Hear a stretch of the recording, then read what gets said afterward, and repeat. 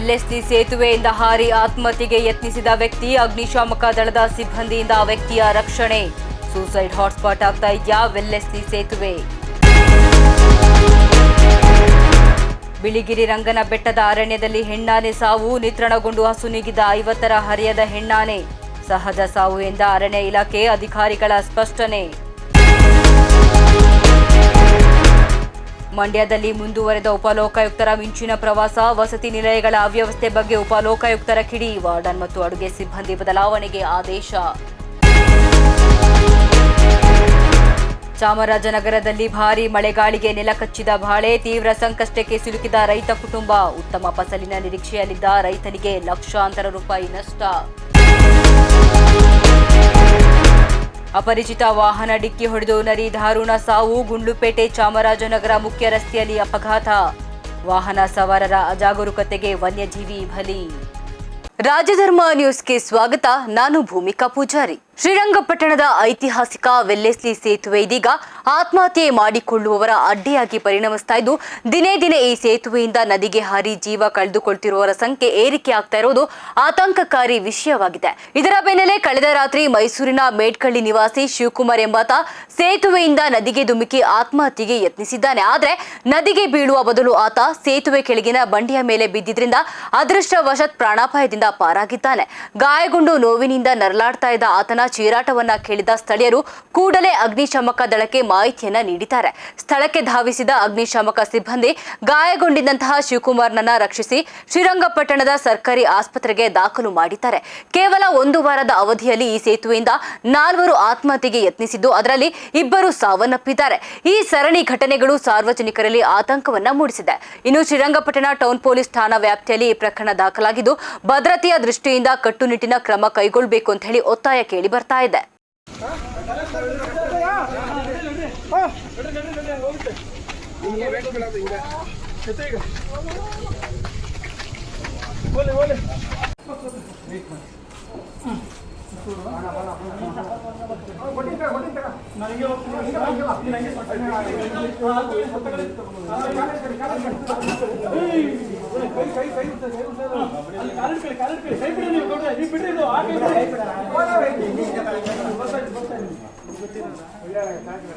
ಈ ತರ ಶಾಕ್ ಆಗ್ಬಿಟ್ಟೆ.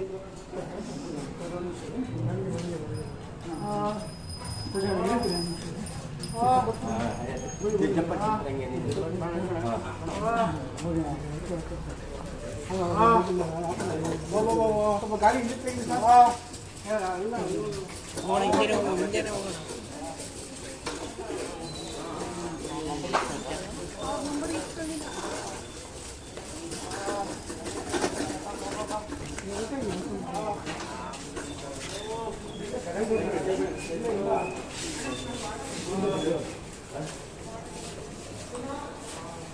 ಚಾಮರಾಜನಗರ ಜಿಲ್ಲೆಯ ಯಳಂದೂರು ತಾಲೂಕಿನ ಬಿಳಿಗಿರಿ ರಂಗನ ಬೆಟ್ಟ ಅರಣ್ಯ ಪ್ರದೇಶದಲ್ಲಿ ಹೆಣ್ಣಾನೆಯೊಂದು ಸಾವಿಗೀಡಾಗಿದೆ.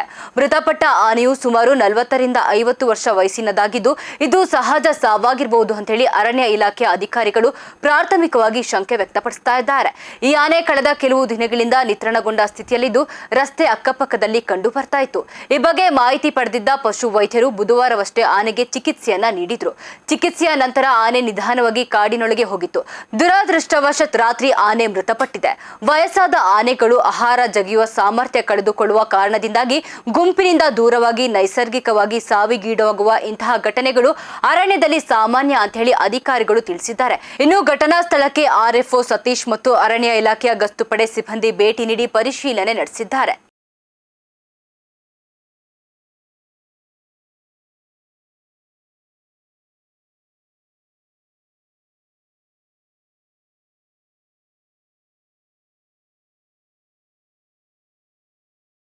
ಮಂಡ್ಯದಲ್ಲಿ ಉಪಲೋಕಾಯುಕ್ತ ನ್ಯಾಯಮೂರ್ತಿ ಬಿ ವೀರಪ್ಪ ಅವರ ಮಿಂಚಿನ ಸಂಚಾರ ಮುಂದುವರೆದಿದೆ. ಇಂದು ನಗರದ ಬಂದಿಗೌಡ ಬಡಾವಣೆಯ 2ನೇ ಕ್ರಾಸ್ನಲ್ಲಿರುವಂತಹ ಡಾಕ್ಟರ್ ಬಿಆರ್ ಅಂಬೇಡ್ಕರ್ ವಿದ್ಯಾರ್ಥಿನಿಯರ ವಸತಿ ನಿಲಯ ಹಾಗೂ ವಾಲ್ಮೀಕಿ ವಸತಿ ನಿಲಯಕ್ಕೆ ದಿಢೀರ್ ಭೇಟಿಯನ್ನ ನೀಡಿದ ಅವರು ಅಲ್ಲಿನ ಅವ್ಯವಸ್ಥೆಯನ್ನ ಕಂಡು ಅಧಿಕಾರಿಗಳನ್ನ ತೀವ್ರವಾಗಿ ತರಾಟೆಗೆ ತೆಗೆದುಕೊಂಡ್ರು. ವಸತಿ ನಿಲಯದಲ್ಲಿ ವಿದ್ಯಾರ್ಥಿನಿಯರ ಅಹವಾಲುಗಳನ್ನ ನೇರವಾಗಿ ಸ್ವೀಕರಿಸಿದ್ರು. ಈ ವೇಳೆ ವಸತಿ ನಿಲಯದಲ್ಲಿ ಮೂಲಭೂತ ಸೌಕರ್ಯಗಳ ಕೊರತೆ ಮತ್ತು ಶೌಚಾಲಯಗಳ ನಿರ್ವಹಣೆ ಸರಿಯಾಗಿಲ್ಲದಿರುವುದನ್ನು ವಿದ್ಯಾರ್ಥಿನಿಯರು ಗಮನಕ್ಕೆ ಗಮನಕ್ಕೆ ತಂದರು.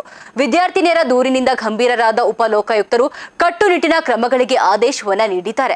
ಮುಂದಿನ 15 ದಿನಗಳ ಒಳಗಾಗಿ ಈ ವಸತಿ ನಿಲಯವನ್ನ ಸುಸಜ್ಜಿತ ಕಟ್ಟಡಕ್ಕೆ ಸ್ಥಳಾಂತರಿಸಬೇಕು. ಜೊತೆಗೆ ಇಲ್ಲಿನ ವಾರ್ಡನ್ ಹಾಗೂ ಅಡುಗೆ ಸಿಬ್ಬಂದಿಯನ್ನ ತಕ್ಷಣವೇ ಬದಲಾವಣೆ ಮಾಡಬೇಕು ಅಂತ ಹೇಳಿ ಕಟ್ಟುನಿಟ್ಟಿನ ಸೂಚನೆ ನೀಡಿದರು. ವಿದ್ಯಾರ್ಥಿಗಳಿಗೆ ಉತ್ತಮ ಗುಣಮಟ್ಟದ ಆಹಾರ ಮತ್ತು ಮೂಲಭೂತ ಸೌಕರ್ಯಗಳನ್ನು ಕಲ್ಪಿಸುವಲ್ಲಿ ಯಾವುದೇ ರಾಜಿ ಮಾಡಿಕೊಳ್ಳದಂತೆ ಅವರು ಸಂಬಂಧಪಟ್ಟ ಅಧಿಕಾರಿಗಳಿಗೆ ಎಚ್ಚರಿಕೆಯನ್ನ ನೀಡಿದ್ದಾರೆ.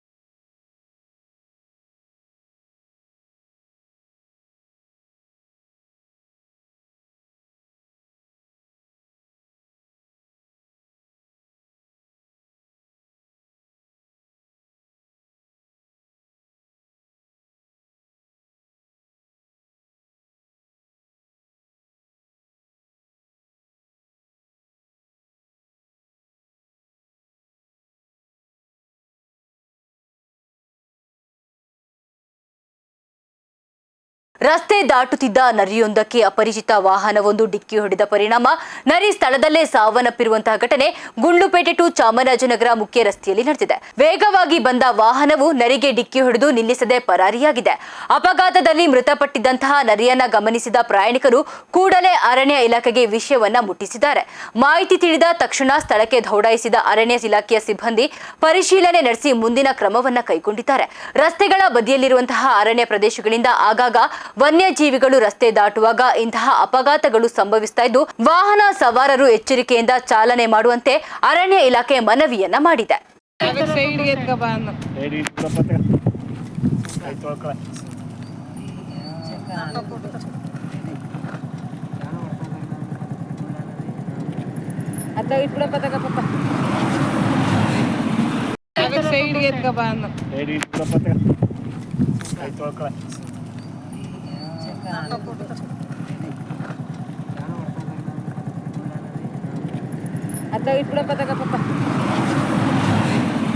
ಗಡಿ ಜಿಲ್ಲೆ ಚಾಮರಾಜನಗರದಲ್ಲಿ ನಿನ್ನೆ ಸಂಜೆ ಸುರಿದ ಭಾರಿ ಮಳೆ ಮತ್ತು ಗಾಳಿಗೆ ಅಪಾರ ಪ್ರಮಾಣದ ಬಾಳೆ ನೆಲಕಚ್ಚಿದೆ. ಅಮ್ಮನಪುರ ಗ್ರಾಮದ ರೈತ ಗಣೇಶ್ ಅವರ ಜಮೀನಿನಲ್ಲಿ ಬೆಳೆದಿದ್ದಂತಹ ಬಾಳೆ ಬೆಳೆ ಬಿರುಗಾಳಿ ಮಳೆಗೆ ಸಂಪೂರ್ಣವಾಗಿ ನಾಶವಾಗಿದ್ದು, ರೈತ ಕುಟುಂಬ ತೀವ್ರ ಸಂಕಷ್ಟಕ್ಕೆ ಸಿಲುಕಿದೆ. ಉತ್ತಮ ಫಸಲಿನ ನಿರೀಕ್ಷೆಯಲ್ಲಿದ್ದಂತಹ ರೈತನಿಗೆ ಇದರಿಂದ ಲಕ್ಷಾಂತರ ರೂಪಾಯಿ ನಷ್ಟ ಉಂಟಾಗಿದ್ದು, ಘಟನೆಯಿಂದ ಆತಂಕಗೊಂಡಿರುವಂತಹ ರೈತ ಸರ್ಕಾರ ತಕ್ಷಣವೇ ಸ್ಥಳ ಪರಿಶೀಲನೆ ನಡೆಸಿ ಸೂಕ್ತ ಪರಿಹಾರ ನೀಡಬೇಕು ಅಂತ ಹೇಳಿ ಮನವಿಯನ್ನ ಮಾಡಿಕೊಂಡಿದ್ದಾರೆ. ಇನ್ನು ಮಳೆಯ ಅಬ್ಬರದಿಂದ ಜಿಲ್ಲಾದ್ಯಂತ ಹಲವು ರೈತರು ಬೆಳೆಹಾನಿ ಆಗಿದ್ದು, ರೈತರು ಸಂಕಷ್ಟ ಎದುರಿಸ್ತಾ ಇದ್ದಾರೆ. ನಿನ್ನೆ ಸುರಿದ ಮಳೆ ಗಾಳಿಯಿಂದ ಅಮ್ಮನಪುರದ ಗ್ರಾಮದ ನಿವಾಸಿಯಾದ ಗಣೇಶ್ ಅವರ ಜಮೀನು ಬಾಳೆ ಕಟ್ಟೆಯ ಪರಿಸ್ಥಿತಿ.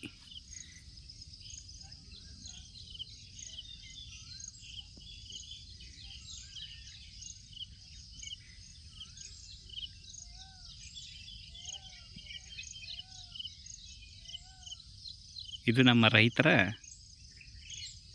ಗೋಳು. ಬೆಳೆದ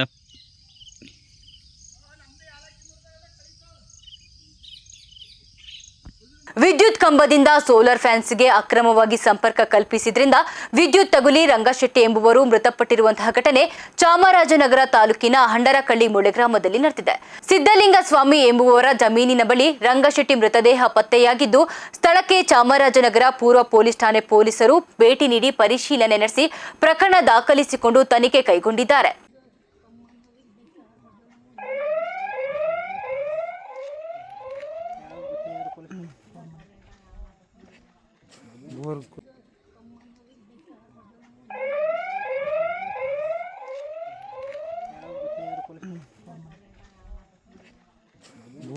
ಶ್ರೀರಂಗಪಟ್ಟಣದ ಶಾಸಕ ರಮೇಶ್ ಬಾಬು ಬಂಡಿಸಿದ್ದೇಗೌಡರ ಹುಟ್ಟುಹಬ್ಬವನ್ನು ಕಾಂಗ್ರೆಸ್ ಕಾರ್ಯಕರ್ತರು ಅರ್ಥಪೂರ್ಣವಾಗಿ ಮತ್ತು ಮಾನವೀಯ ಕಾರ್ಯಗಳ ಮೂಲಕ ಆಚರಣೆ ಮಾಡಿದ್ದಾರೆ. ತಮ್ಮ ನೆಚ್ಚಿನ ಶಾಸಕರಿಗೆ ಸಚಿವ ಸ್ಥಾನ ನೀಡಬೇಕು ಅಂತ ಹೇಳಿ ಸರ್ಕಾರಕ್ಕೆ ವಿಶೇಷ ಮನವಿ ಸಲ್ಲಿಸಿ ನಗರದ ವಿದ್ಯಾಗಣಪತಿ ದೇವಸ್ಥಾನದಲ್ಲಿ ವಿಶೇಷ ಪೂಜೆ ಸಲ್ಲಿಸಿದರು. ನಂತರ ಶಾಸಕರ ಕಚೇರಿ ಬಳಿ ಸುಮಾರು 300ಕ್ಕೂ ಹೆಚ್ಚು ಆಟೋ ಚಾಲಕರಿಗೆ ಫುಡ್ ಕಿಟ್ ವಿತರಿಸುವ ಮೂಲಕ ತಮ್ಮ ನೆಚ್ಚಿನ ನಾಯಕನ ಹುಟ್ಟುಹಬ್ಬವನ್ನು ಸಮಾಜಮುಖಿಯಾಗಿ ಆಚರಿಸಿದರು. ಈ ವೇಳೆ ಮಾತನಾಡಿದಂತಹ ಕಾಂಗ್ರೆಸ್ ಮುಖಂಡರು, ನಮ್ಮ ಶಾಸಕರು ಅತ್ಯಂತ ಸರಳ ಜೀವಿ, ಸದಾ ಸಾಮಾಜಿಕ ಸೇವಾ ಕಾರ್ಯಗಳಲ್ಲಿ ತೊಡಗಿಸಿಕೊಳ್ಳುವ ಅವರು ಈ ಬಾರಿಯೂ ಸರಳವಾಗಿ ಜನ್ಮದಿನ ಆಚರಿಸಿಕೊಳ್ತಾ ಇದ್ದಾರೆ. ಚಾಣಾಕ್ಷ ರಾಜಕಾರಣಿಯಾಗಿರುವಂತಹ ಅವರಿಗೆ ಸಚಿವ ಸಂಪುಟದಲ್ಲಿ ಸ್ಥಾನ ನೀಡುವ ಮೂಲಕ ಜನಸೇವೆ ಮಾಡಲು ಸರ್ಕಾರ ಹೆಚ್ಚಿನ ಅವಕಾಶ ಕಲ್ಪಿಸಿಕೊಡ್ಬೇಕು ಅಂತ ಹೇಳಿ ಒತ್ತಾಯಿಸಿದ್ರು. ಹೌದು, ಇವತ್ತು ನಮ್ಮ ಶ್ರೀರಂಗಪಟ್ಟಣ ವಿಧಾನಸಭಾ ಕ್ಷೇತ್ರದ ಜನಪ್ರಿಯ ಶಾಸಕರು ಮತ್ತು ಚೆಸ್ಕಾಂನ ಅಧ್ಯಕ್ಷರಾದಂಥ ಶ್ರೀಯುತ AB ರಮೇಶ್ ಬಂಡಿಸಿದ್ದೇಗೌಡರ 59ನೇ ವರ್ಷದ ಹುಟ್ಟುಹಬ್ಬವನ್ನು ಒಂದು ವಿಜೃಂಭಣೆಯಿಂದ ವಿಭಿನ್ನವಾದ ರೀತಿಯಲ್ಲಿ ಆಚರಿಸ್ತಾ ಇದ್ದೀವಿ. ಮೊದಲನೇದಾಗಿ ಅವರಿಗೆ ನಾವು ನಮ್ಮ ತಗ್ಗಳ್ಳಿ ಜಿಲ್ಲಾ ಪಂಚಾಯತಿ ಕ್ಷೇತ್ರದ ಎಲ್ಲ ಕಾರ್ಯಕರ್ತರ ಪರವಾಗಿ, ಹಿತೈಷಿಗಳ ಪರವಾಗಿ, ಅವರ ಅಭಿಮಾನಿಗಳ ಪರವಾಗಿ ಹುಟ್ಟುಹಬ್ಬದ ಶುಭಾಶಯಗಳನ್ನ ಹೇಳ್ತೀವಿ. ಅವರಿಗೆ ಆಯುರ ಆರೋಗ್ಯವನ್ನು ಕೊಟ್ಟು ದೇವರು ಎಲ್ಲ ರೀತಿಯಲ್ಲೂ ಕೂಡ ಅವರನ್ನು ಸೌಖ್ಯವಾಗಿಡಲಿ ಅಂತ, ಅವರ ಕುಟುಂಬವನ್ನು ಸದಾ ಆಶೀರ್ವಾದ ಮಾಡಲಿ ಅಂತೇಳಿ ನಾನು ಪ್ರಾರ್ಥನೆ ಮಾಡ್ತೀನಿ. ಇವತ್ತು ಬೆಳಗ್ಗೆ ದಿನ ನಾವು 9 ಗಂಟೆಗೆ ವಿದ್ಯಾಗಣಪತಿ ದೇವಸ್ಥಾನದಲ್ಲಿ ಪೂಜೆಯನ್ನು ಆಚರಣೆ ಮಾಡಿದ್ವಿ. ನಂತರ ಸೇವಾಕಿರಣ ಆಶ್ರಮದಲ್ಲಿ ವೃದ್ಧರಿಗೆ ಹಣ್ಣು ಹಂಪಲ ವಿತರಣೆ ಮಾಡುವುದರ ಮೂಲಕ ಪ್ರಾರಂಭವಾದಂಥ ಇವತ್ತಿನ ಆಚರಣೆ. ಈಗ ನಾವು ಆಟೋ ಚಾಲಕರಿಗೆ ಉಚಿತ ಆಹಾರ ಕಿಟ್ಗಳನ್ನ ನೀಡುವುದರ ಜೊತೆಗೆ ಎತ್ತಗದಳ್ಳಿಯಲ್ಲಿರುವಂಥ ಜ್ಞಾನಸಿಂಧು ವೃದ್ಧಾಶ್ರಮದಲ್ಲಿ ಇರುವಂಥ ವೃದ್ಧರಿಗೆ ಹಣ್ಣು ಹಂಪಲ ವಿತರಣೆಯನ್ನು ಮಾಡಲಿದ್ದೇವೆ. ನಂತರ ಪ್ರೇರಣಾ ಅಂಧ ಮಕ್ಕಳ ಒಂದು ವಿದ್ಯಾಲಯದಲ್ಲೂ ಕೂಡ ನಾವು ಇವತ್ತು ಅನ್ನದಾನ ಕಾರ್ಯಕ್ರಮವನ್ನು ಆಯೋಜನೆ ಮಾಡಿದೆ. ಏನು ತಗ್ಗಳ್ಳಿ ಜಿಲ್ಲಾ ಪಂಚಾಯತಿ ಕ್ಷೇತ್ರ ಮತ್ತು ಶ್ರೀರಂಗಪಟ್ಟಣ ವಿಧಾನಸಭಾ ಕ್ಷೇತ್ರದ ಎಲ್ಲ ಮುಖಂಡರು ಕೂಡ ಸೇರಿ ಇವತ್ತು ಈ ಕಾರ್ಯಕ್ರಮಗಳನ್ನ ವಿಶೇಷವಾಗಿ ಆಯೋಜನೆ ಮಾಡಿದ್ದಾರೆ. ನಾವು ಈ ಸಂದರ್ಭದಲ್ಲಿ ನಮ್ಮ ಹಿರಿಯ ಮುಖಂಡರಿಗೆ, ಪಕ್ಷದ ವರಿಷ್ಠರಿಗೆ ನಾವು ಮನವಿ ಮಾಡಿಕೊಳ್ಳೋದೇನೆಂದರೆ, ಸಚಿವ ಸಂಪುಟದಲ್ಲಿ ಸಹೋದ್ಯೋಗಿಯಾಗಲು ಅರ್ಹತೆಯನ್ನು ಪಡೆದುಕೊಂಡಿರುವಂಥ ಶ್ರೀಯುತ ರಮೇಶ್ ಬಂಡಿಸಿದ್ದೇಗೌಡರನ್ನು ಮುಂದಿನ ದಿನಗಳಲ್ಲಿ ಸಚಿವ ಸ್ಥಾನಕ್ಕೆ ಆಯ್ಕೆ ಮಾಡಬೇಕು ಅಂತೇಳಿ ನಮ್ಮೆಲ್ಲರ ಒತ್ತಾಯ ಕಾರಣ ಶ್ರೀಯುತ AB ರಮೇಶ್ ಬಂಡಿಸಿದ್ದೇಗೌಡರು ಸಚಿವರಿಗೆ ಅರ್ಹರಾಗಿದ್ದು ಅವರಿಗೆ ಸಚಿವ ಸ್ಥಾನ ನೀಡಬೇಕು ಅಂತ ಈ ಮೂಲಕ ಈ ಒಂದು ಶುಭ ಸಂದರ್ಭದಲ್ಲಿ ಸರ್ಕಾರವನ್ನು ಮನವಿ ಮಾಡ್ಕೊಳ್ತಾ ಇದ್ದೀನಿ. ಮೈಸೂರು ವಿಶ್ವವಿದ್ಯಾನಿಲಯದಲ್ಲಿ ನಡೀತಾ ಇದೆ ಎನ್ನಲಾದ ಅಕ್ರಮ ಮತ್ತು ಭ್ರಷ್ಟಾಚಾರದ ವಿರುದ್ಧ ಕರ್ನಾಟಕ ರಕ್ಷಣಾ ವೇದಿಕೆಯಿಂದ ಪ್ರತಿಭಟನೆ ನಡೆಸಲಾಯಿತು. ನಗರದ ಹಳೆ ಡಿಸಿ ಕಚೇರಿ ಬಳಿ ಜಮಾಯಿಸಿದಂತಹ ಕರವೇ ಕಾರ್ಯಕರ್ತರು ವಿಶ್ವವಿದ್ಯಾನಿಲಯದ ಕುಲಪತಿ ಪ್ರೊಫೆಸರ್ MK ಲೋಕನಾಥ್ ಅವರ ವಿರುದ್ಧ ಘೋಷಣೆಗಳನ್ನು ಕೂಗಿ ಆಕ್ರೋಶವನ್ನ ವ್ಯಕ್ತಪಡಿಸಿದರು.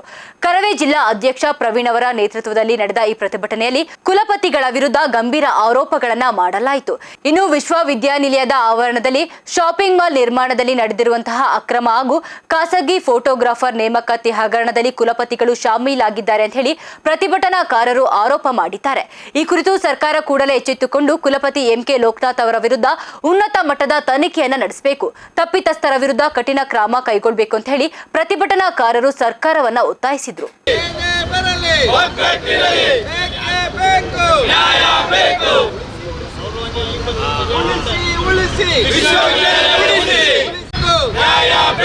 ಮೈಸೂರು ವಿಶ್ವವಿದ್ಯಾಲಯ ಭ್ರಷ್ಟಾಚಾರ ಮಾಡುತ್ತಿರುವ ಕುಲಪತಿಗಳಿಗೆ ವಿಶ್ವವಿದ್ಯಾಲಯ ಭ್ರಷ್ಟಾಚಾರ ಮಾಡುತ್ತಿರುವ ಕುಲಪತಿಗಳಿಗೆ ಭ್ರಷ್ಟಾಚಾರಿ ಲೋಕನಾಥ್ಗೆ ಭ್ರಷ್ಟಾಚಾರದಲ್ಲಿ ತೊಡಗಿರುವ ಕುಲ ಸಚಿವರಿಗೆ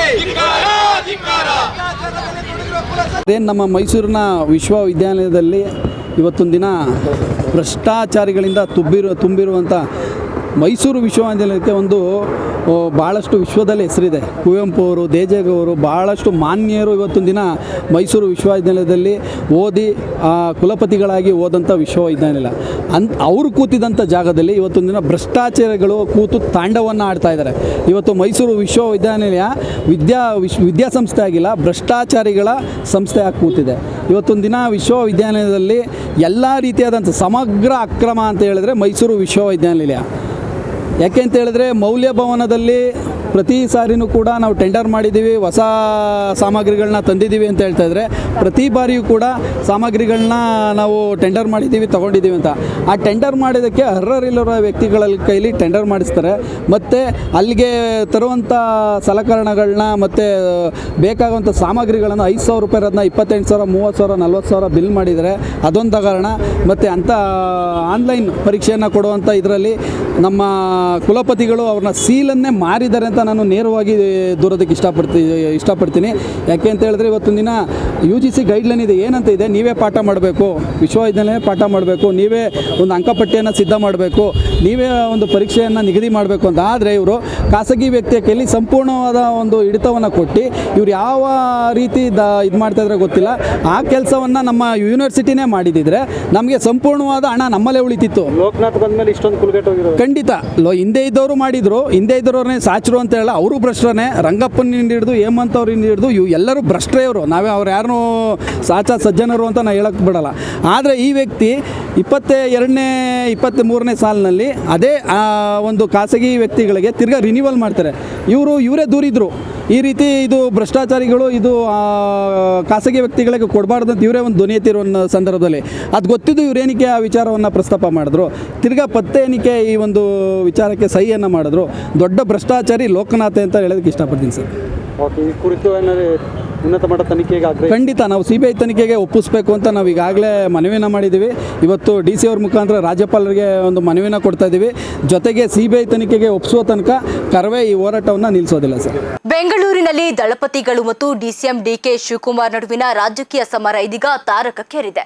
JDS ಯುವ ನಾಯಕ ನಿಖಿಲ್ ಕುಮಾರಸ್ವಾಮಿ ತಮ್ಮ ಸ್ಟೇಟಸ್ ಬಗ್ಗೆ ಪ್ರಶ್ನಿಸಿದ್ದ DCM DK ಶಿವಕುಮಾರ್ ವಿರುದ್ಧ ಹರಿಹಾಯ್ದಿದ್ದಾರೆ. ನಾನು ಕನ್ನಡ ನಾಡಿನ ಹುಡುಗ, ಇಲ್ಲಿಯೇ ತೆರಿಗೆ ಕಟ್ಟುವ ಸಾಮಾನ್ಯ ಪ್ರಜೆ, ನಾಡಿನ ಜನರ ಪರವಾಗಿ ಪ್ರಶ್ನೆ ಮಾಡುತ್ತಿದ್ದೇನೆ, ಇದು ನನ್ನ ಸ್ಟೇಟಸ್ ಅಂತ ಹೇಳಿ ನಿಖಿಲ್ ಕುಮಾರಸ್ವಾಮಿ ತಿರುಗೇಟು ನೀಡಿದ್ದಾರೆ.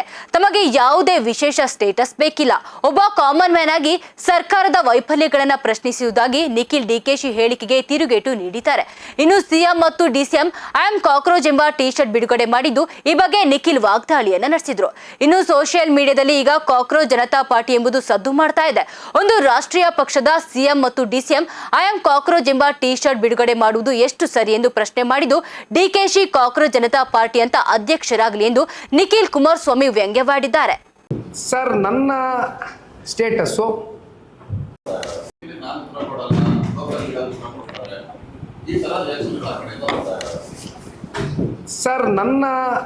ಸ್ಟೇಟಸ್ಸು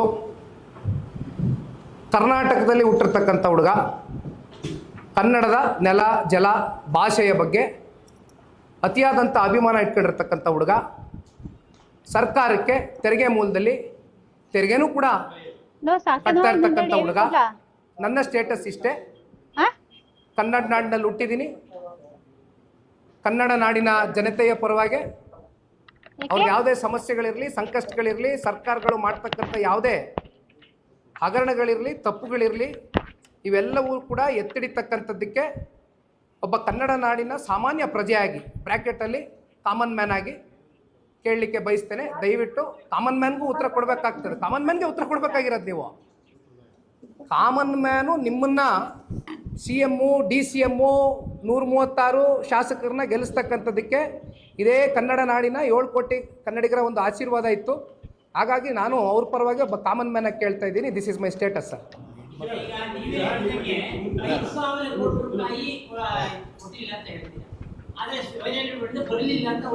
HAL ಸಂಸ್ಥೆಯು ಲೈಟ್ ಕಾಂಪ್ಯಾಕ್ಟ್ ಹೆಲಿಕಾಪ್ಟರ್ ತಯಾರಿಕೆಗಾಗಿ ಹೆಚ್ಚುವರಿ ಜಾಗವನ್ನು ಕೋರಿದೆ ಎಂದು ತುಮಕೂರಿನಲ್ಲಿ ಗೃಹ ಸಚಿವ ಪರಮೇಶ್ವರ್ ತಿಳಿಸಿದರು.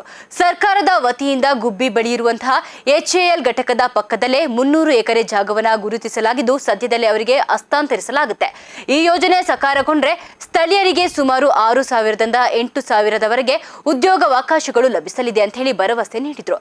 ಇನ್ನು ಬಹುನಿರೀಕ್ಷಿತ ಬೆಂಗಳೂರು ಟು ತುಮಕೂರು ಮೆಟ್ರೋ ಯೋಜನೆಯ ಯೋಜನೆಯ ಬಗ್ಗೆ ಮಾತನಾಡಿದ ಸಚಿವರು, ಈ ಯೋಜನೆಯ ಡಿಪಿಆರ್ ಸಿದ್ಧಗೊಂಡು ಸರ್ಕಾರಕ್ಕೆ ಸಲ್ಲಿಕೆಯಾಗಿದೆ. ಇದನ್ನು ಸಂಪುಟ ಸಭೆಯ ಮುಂದೆ ಇರಿಸಿ ನಿಯಮಾವಳಿಗಳನ್ನು ಅಂತಿಮಗೊಳಿಸಿ ಶೀಘ್ರವೇ ಟೆಂಡರ್ ಪ್ರಕ್ರಿಯೆ ಆರಂಭಿಸಲಾಗುತ್ತೆ ಅಂತ ಹೇಳಿ ತಿಳಿಸಿದರು. ಇದೇ ವೇಳೆ ಕ್ರೀಡಾ ಕ್ಷೇತ್ರದ ಅಭಿವೃದ್ಧಿ ಬಗ್ಗೆಯೂ ಮಾತನಾಡಿದಂತಹ ಅವರು, ಬೆಂಗಳೂರಿನ ಆನೇಕಲ್ ಬಳಿ ಇರುವಂತಹ ರಾಷ್ಟ್ರೀಯ ಮಟ್ಟದ ಕ್ರಿಕೆಟ್ ಸ್ಟೇಡಿಯಂ ನಿರ್ಮಾಣಕ್ಕೆ ನಾಳೆ ಮುಖ್ಯಮಂತ್ರಿ ಸಿದ್ದರಾಮಯ್ಯ ಅವರು ಅಡಿಗಲ್ಲು ಹಾಕಲಿದ್ದಾರೆ. ಅದೇ ಮಾದರಿಯಲ್ಲಿ ತುಮಕೂರಿನಲ್ಲೂ ಕ್ರಿಕೆಟ್ ಅಸೋಸಿಯೇಷನ್ ಮೂಲಕ ಕ್ರೀಡಾ ಚಟುವಟಿಕೆಗಳನ್ನು ಉತ್ತೇಜಿಸುವ ಕಾರ್ಯ ನಡೀತಾ ಇದೆ ಅಂತ ಹೇಳಿ ತಿಳಿಸಿದರು. ಅಲ್ಲ, ಅವರು ನಮ್ಮ light combat aircraft, fighter aircraft manufacturing ಮಾಡೋದಕ್ಕೆ ಜಾಗ ಕೇಳಿದ್ದಾರೆ. ಅದಕ್ಕೆ ನಾವು ಐಡೆಂಟಿಫೈ ಮಾಡಿ HAL ಪಕ್ಕದಲ್ಲೇ 300 ಎಕರೆ ಕೊಡ್ತೀವಿ ಅಂತೇಳಿ ಈಗಾಗಲೇ ನಾವು ನಮ್ಮ ಸರ್ಕಾರದ ವತಿಯಿಂದ ಚೀಫ್ ಸೆಕ್ರೆಟರಿಯವರು ಅವ್ರಿಗೆ ಪತ್ರ ಬರೆದಿದ್ದಾರೆ. ಅವರು ಅದನ್ನು ಬೋರ್ಡಲ್ಲಿ ಇಟ್ಕೊಂಡು ಅವರು ಮುಂದೆ ಪ್ರೊಸೆಸ್ ಮಾಡ್ಕೋಬೋದು. ಮಾಡಿ ನಮಗೆ ಆ ಜಾಗ ಕೊಡಿ ಅಂದ ತಕ್ಷಣ ನಾವು ಹ್ಯಾಂಡ್ ಓವರ್ ಮಾಡ್ತೀವಿ. ಸ್ಥಳೀಯರಿಗೆ ಸಿಕ್ಕುತ್ತೆ. ಅಲ್ಲಿ ಅವರು 6,000 8,000 ಅಂತ ಇದ್ದಾರೆ, ಅಷ್ಟು ಜನರಿಗೆ ಉದ್ಯೋಗ ಕೊಡ್ತೀವಿ ಅಂತ. Because it's a most modern fighter aircraft they are going to manufacture. ಮೆಟ್ರೋದು DPR ಸಬ್ಮಿಟ್ ಆಗಿದೆ ಸರ್ಕಾರಕ್ಕೆ. ಸರ್ಕಾರ ಅದನ್ನು ಕ್ಯಾಬಿನೆಟ್ ಮುಂದೆ ಇಟ್ಕೊಂಡು ಮುಂದೆ ಏನು ಮಾಡಬೇಕು, ಟರ್ಮ್ಸ್ ಆಫ್ ರೆಫರೆನ್ಸ್ಗಳನ್ನೆಲ್ಲ ಹಾಕಿ ಅವರು ಟೆಂಡರ್ ಕರೆದು ಮುಂದೆ ಪ್ರೋಸೆಸ್ ಮಾಡ್ತಾರೆ. ಈಗ ತುಮಕೂರಿನಲ್ಲಿ ಒಂದು ಕ್ರೀಡಾಂಗಣ ಅಂದರೆ ಕ್ರಿಕೆಟ್ ಕ್ರೀಡಾಂಗಣ ಉದ್ಘಾಟನೆ ಶಂಕುಸ್ಥಾಪನೆ ಎಲ್ಲ ಆಗಿತ್ತು. ಬೆಂಗಳೂರಿನಲ್ಲಿ ಕೂಡ ಮತ್ತೊಂದು ಮಾಡ್ತಾ ಇದ್ದಾರೆ. ಅಲ್ಲಲ್ಲ, ಬೆಂಗಳೂರಿನಲ್ಲಿ ಮಾಡೋದು ಸರ್ಕಾರದ ವತಿಯಿಂದ ಮಾಡ್ತಾರೆ. ಇಲ್ಲಿ ಮಾಡೋದು ಕರ್ನಾಟಕ ಸ್ಟೇಟ್ ಕ್ರಿಕೆಟ್ ಅಸೋಸಿಯೇಷನ್ KSCಯಿಂದ ಮಾಡ್ತಾರೆ. ಅಲ್ಲಿದು ನಮ್ಮ ಆನೇಕಲ್ಲು ಹೊಸೂರು ಬಾರ್ಡರ್ನಲ್ಲಿದೆ. ಅದು ದೊಡ್ಡದು, ತುಂಬ ದೊಡ್ಡದಾಗಿ ಮಾಡಬೇಕು ಅಂತೇಳಿ ಪ್ಲ್ಯಾನ್ ಮಾಡಿದ್ದಾರೆ. ನಾಳೆ ಅಡಿಗಲ್ ಹಾಕ್ತಾರೆ. ಇಲ್ಲಿ ನಮ್ಮದು ಈಗಾಗಲೇ KSCಯಿಂದ ಮಾಡಿ ಅಡಿಗಲ್ ಹಾಕಿದ್ದೀವಿ. ಅವರು ಕೆಲಸಗಳನ್ನು ಪ್ರಾರಂಭ ಮಾಡ್ತಾರೆ. ಅವರು ನಾನು ಮೊನ್ನೆ ಮಾತಾಡಿದಾಗ ಟೆಂಡರು ಕರೆದು ವರ್ಕ್ ಆರ್ಡರ್ ಎಲ್ಲ ಕೊಡ್ತಾ ಇದ್ದೀವಿ ಅಂತ ಹೇಳಿದರು. ಪ್ರಾರಂಭ ಸದ್ಯದಲ್ಲೇ ಅವರು ಮಾಡ್ತಾರೆ. ಇವಿಷ್ಟು ಈವರೆಗಿನ ಪ್ರಮುಖ ಸುದ್ದಿಗಳು. ನೋಡ್ತಾ ಇರಿ ರಾಜ್ಯಧರ್ಮ ನ್ಯೂಸ್. ಇದು ಕನ್ನಡಿಗರ ಬೆನ್ನೆಲುಬು.